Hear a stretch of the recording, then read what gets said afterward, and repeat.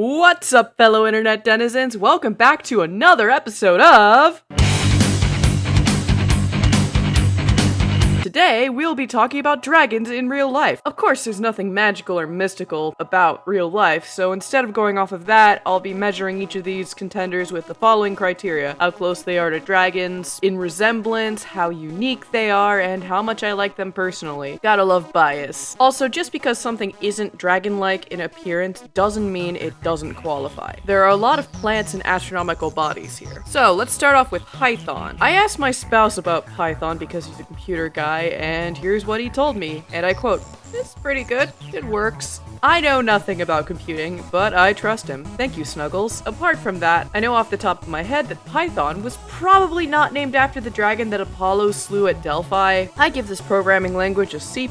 So, I went to Yellowstone when I was 10, and one of the trails we went on led past this mess of a mud volcano called Black Dragon's Cauldron. I have a very sensitive nose, and I was coughing the entire way because it smelled like rotten eggs dipped in molasses and seasoned with methane and tar. I was choking by the time we finished hurrying past it. The only other thing I remember here was a cluster of, I think, Swedish tourists just standing there calmly and reading the sign while being doused in stench. Those people had patience rivaled only by Christ himself. Anyway, I think that Black Dragon's Cauldron smells like how I imagine a dragon's den would smell. B tier. Apophis is a near-Earth asteroid the size of a football field that sometimes crosses our orbit and is named after the apocalyptic dragon from Egyptian mythology. This is because it could potentially collide with Earth. In April 2029, if you live in Eurasia, you will be able to briefly see it in the night sky. During this flyby, we will probably learn more about whether or not it will collide with us in the future. I'm kind of sad that it hasn't hit sooner. This timeline's crazy enough already. Might as well go out with a bang, right? As for how dragon-like Apophis is, I'd say it matches its name. Apophis is big, and if it hits, it could blot out the sun for a while. C tier. Ryugu is a near-Earth asteroid named after the Japanese word for the Dragon's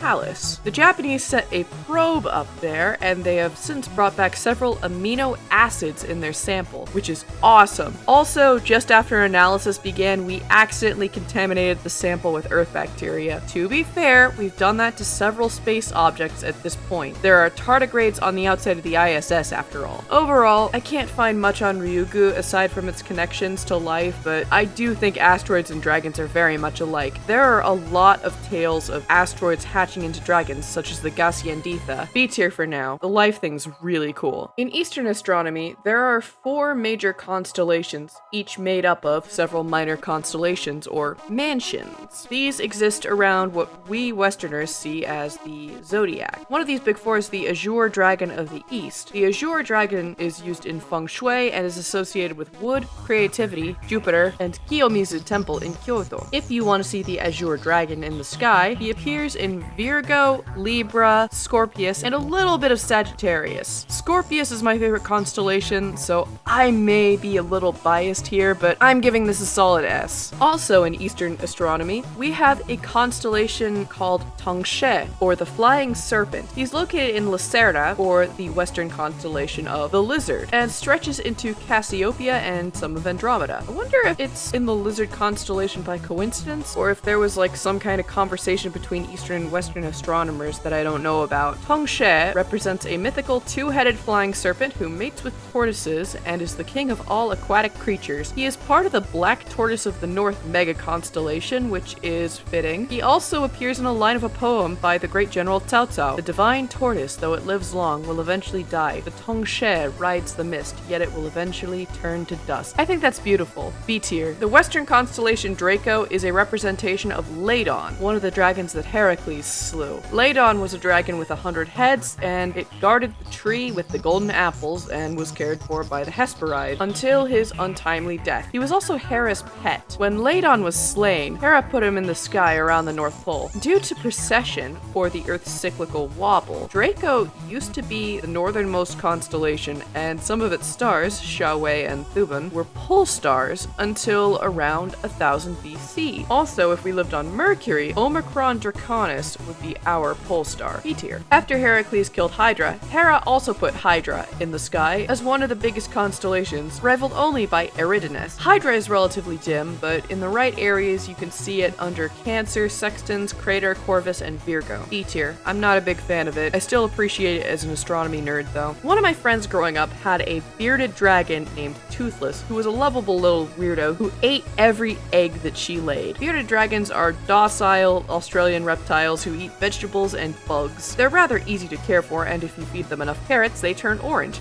C tier for cute. Dragonflies have existed for hundreds of millions of years and come in a variety of shapes and sizes. Most dragonflies live near bodies of water and are some of the most effective hunters on the planet, killing 95% of their prey. They eat mosquitoes and other pests that spawn from water. Most have 360-degree vision. They actually have 5 eyes, 2 compound ones and 3 simple eyes atop their head. Also, no one really knows how they migrate, so sometimes they just take over areas for seemingly no reason. A tier. The basilisk, also known as the Jesus Christ lizard, is a lizard that can run on water. Don't believe me? Watch this. They do this because of the unique shape of their feet, which compresses water as they run. They can do this for up to 66 feet before they sink. C tier. Some dude in the Roman Empire could do that too. It's not that special. Chinese water dragons are lizards that are about a yard long and are best known for the throat displays that males have. There's not really that much that distinguishes them from regular reptiles other than their size, so I'm going with D. Any lizard can be big. Case in point, the Komodo dragon. When I was about 4, my family went up to Oregon for a wedding, and we went to the Portland Zoo between events. My only memories of that zoo were being chased by a giant duck and this Komodo dragon that stared into my eyes. When I was a kid, I was enamored by this, and I wanted to ride him so bad. Now that I'm 26, I know that he probably wanted to eat me. Komodo dragons are the world's largest lizards and are native to the Sunda area of Indonesia. They are at the top of their food chain, they're cannibalistic, and there is some debate as to whether they have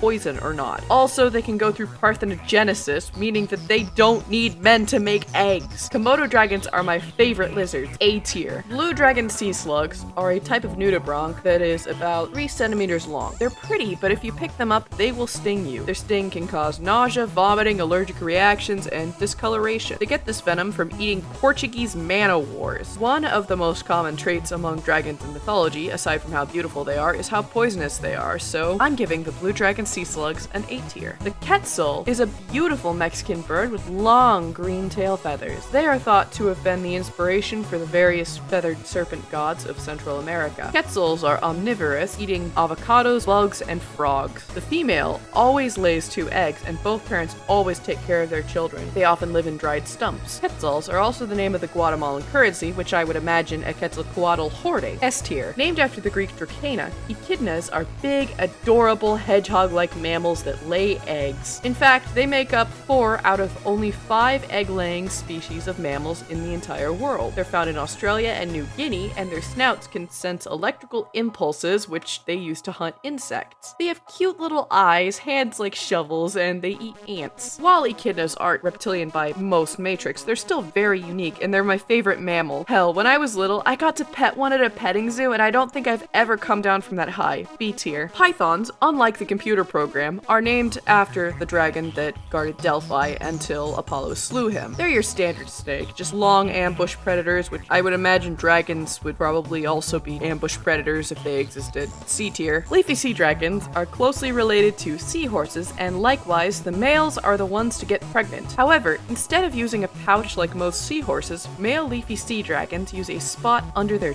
tail to hold their eggs, complete with vein structures that feed the eggs and nourish them. They go around reefs and eat mysids, or tiny micro krill, by slurping them into their tubular snoots. B tier, I love that image.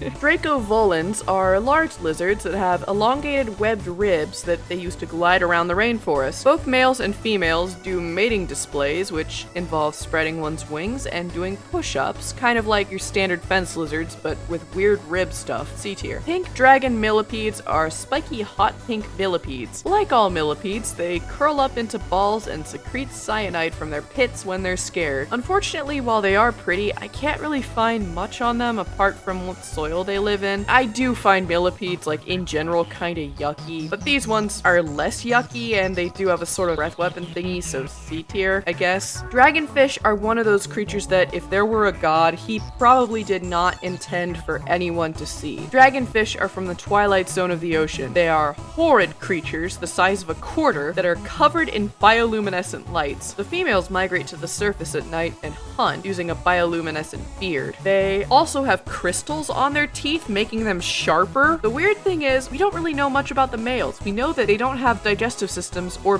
beards, and they don't go up to hunt with the females. A tier, this feels really eldritch. Hydras are nearly microscopic creatures that are related to anemones, coral, and jellies. Like their relatives, they are predators. They are called hydras because when they're cut in half, they not only regenerate, but they spawn new ones. C tier, their regeneration would be cool if they did anything other than sit around and filter feed. I love snapdragons. There used to be a display with them outside Osh when I was little, and I would play with the little mouths all the time while Dad would be getting tomato plants. They symbolize strength and grace, and they also wilt when a fruit starts to ripen nearby because they're sensitive to ethylene. A tier, because personal bias. Dragon fruits are weird cactus things from Central America that taste like if someone next to you were thinking about sugar while you are eating a flavorless white avocado. They're not my least favorite fruit, but they're not my favorite either. It's the LaCroix of fruit. My brother likes them for some reason though, and he watches these videos, so I might as well mention them. I guess it looks scaly like a dragon egg, so